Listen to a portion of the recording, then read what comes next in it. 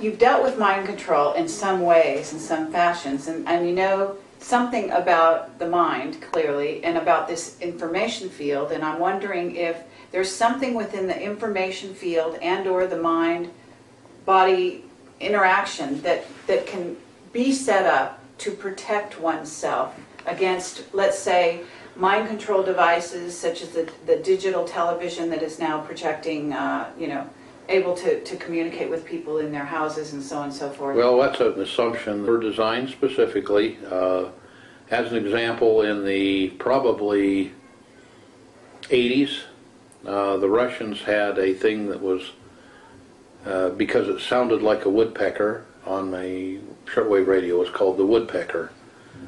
And they had 3 large locations that were transmitting probably several million watts per location, and they were phased in a particular area so they could move where the peak of that electromagnetic wave would fall. And it turns out that one of the places here they had it fall was in a town called Eugene, Oregon. And people there were getting sunburns while they slept at night. And they were getting headaches, and they were having birth defects and so forth. And the woodpecker had a very strong signal there, and a highly interfering signal. And it was at a psychoactive frequency, so that it would disrupt the appropriate thinking capabilities of the brain. This is all documented, by the way, on the net. Oh yeah, it's all documented on the net. And there were also, a good friend of mine was a man who discovered that they were bombarding the Moscow embassy with microwaves that had much the same frequency content.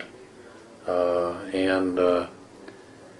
there was a fellow that designed a little device that you could wear under the collar, which was provided to all of our personnel that we needed to make sure had clear thinking, that they could carry with them, and it would send a signal, a close-by signal, remembering that electromagnetic waves decrease with the cube of the distance.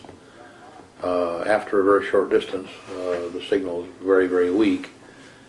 So you put a weak signal near the person and drive their mind into a range of brainwaves that would be benign or even hopefully beneficial. And they found a very simple way to find out what was beneficial, and then a very simple way to tune the device so that it would put those waves out.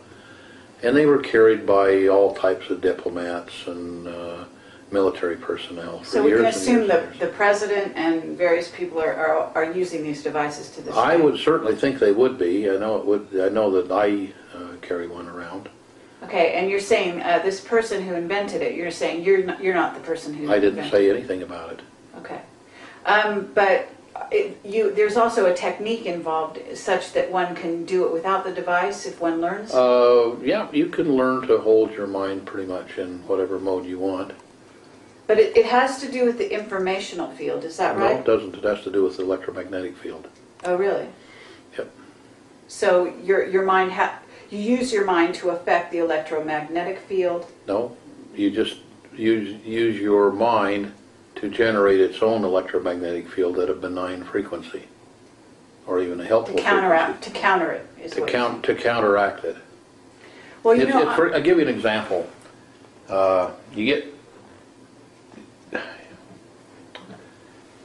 You get 3 or 4 people that are very close, or 2 people that are even closer, and what you'll get is you'll get heartbeat synchronization, which just occurs, and then you'll get brainwave synchronization, and then unfortunately, or fortunately, depending on the situation, you get hormone production.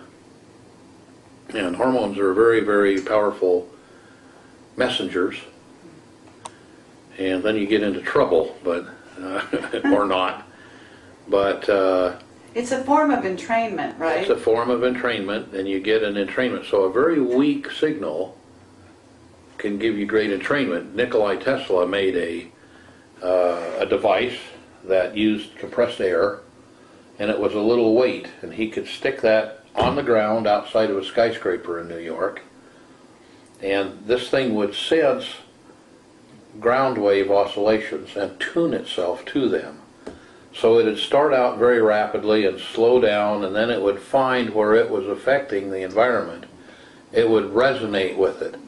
It's like if you have a wine glass here and you play your violin upscale, eventually you'll find where, if you stop real quick, you'll hear the wine glass vibrating.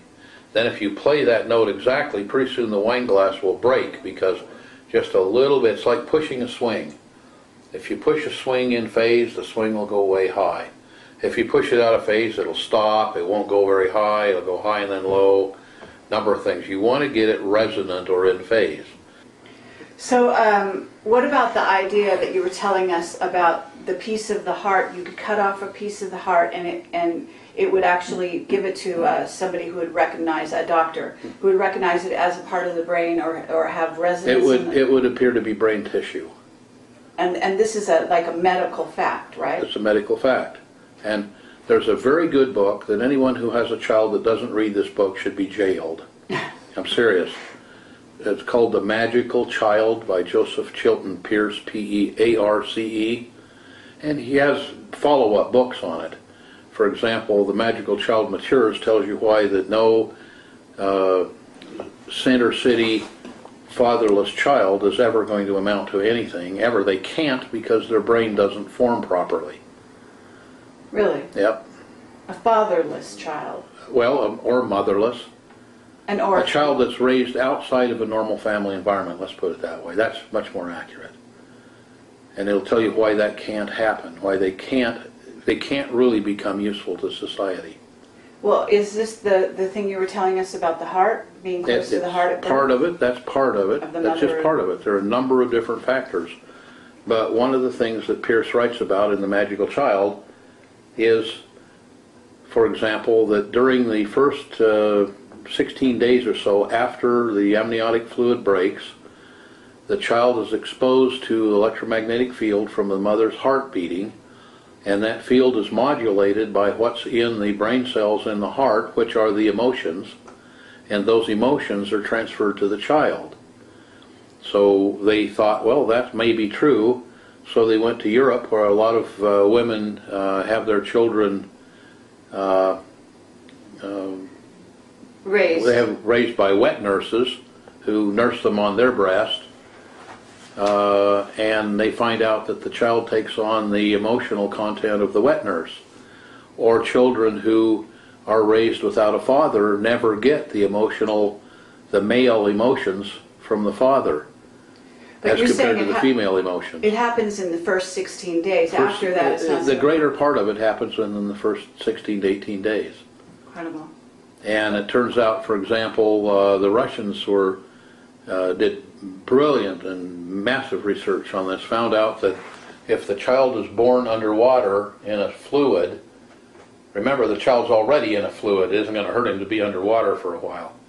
The child's born underwater in a fluid about body temperature and moved up with contact with the mother to the breast, where if you look at how you would naturally hold your arms and nurture a child, the heart of the mother and the heart of the child are going to be right next to each other. The child starts picking things up. If the child is kept in that position for the first 12 to 14 hours, the child usually develops speech by 6 months of age, and is able to stand on their own at 6 months of age. Can you talk about that Russian doctor? I unfortunately, I could if I remember his name. I can't remember his name. Okay. He was brought to the United States, and I can tell you that his techniques were used by Madonna in having her children. I can tell you that her children are some of the most brilliant children on the face of the earth because of that. I know that she worked for using those techniques for a year to a year and a half before they were conceived, just to become ready. And that could well be privileged information, but it leaked out to me. So you're saying that the heart has an information field component which somehow entrains the formation of No, the I'm nervous not system? saying anything about information field. I'm saying the Okay. heart has an electromagnetic component that is there because the heart beats, and it takes a large electrical current to beat the heart. Okay. Anything the body is bioelectric. Anything near a magnetic field or an electric field that's conductive then has components that come from the things around it that are electric or magnetic or conductive.